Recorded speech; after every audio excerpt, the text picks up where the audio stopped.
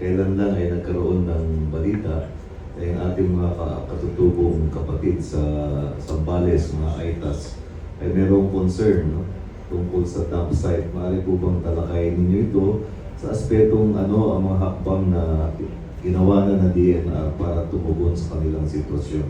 Actually, itong problema natin sa basura ay napakatagal na po. Para lang po sa kaalaman ng lahat, ang Republic Act 9003 or the National Solid Waste Management Act ay ipinasa po noong 2001. So we actually celebrated the 25th year of that, the passage of that law this year. At hanggang ngayon, kailangan nating aminin that problema pa rin ang basura. Ang dump site po ay ayon po sa batas, dapat sarado na po 5 years after the law was passed, so 2006. But it has not been easy. Hindi po naging madali ito. In fact, a few years ago, sa aming lahat ng dump site talaga napasara na. Pero maraming mga LGU are experiencing difficulty kung saan po magtatapon.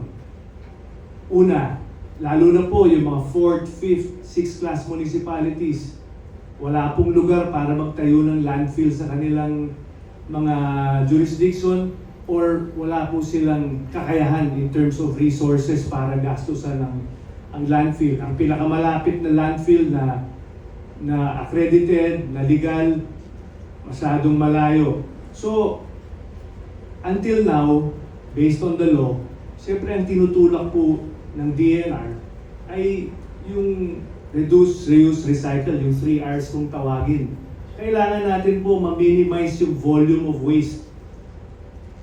Alam nyo, alam namin hindi po madali. Meron nga po mga kaibigan tayo sa civil society. They're pushing for zero waste po. Sa kanila pong pananaw, wala pong dapat lumabas sa mga bahay natin.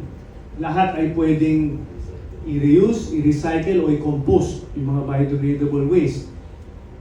Alam natin na siguro yan talaga ang ideal target po natin. Pero hindi po naging madali ito based on our experience. Kahit yung segregation at source na mandated ng batas na kinakailangan po ang barangay talagang gumawa niyan. Kailangan magsimula sa household para magawa itong segregation at source. It has been difficult for us. So, itong dump site po na tinutukoy po ninyo, meron po kaming cease and desist order already. In fact, 2 days ago, ang huling inspection ng ating regional office, hindi na po tinatapunan ngayon. And I think they have an alternative site already in Florida Blanca.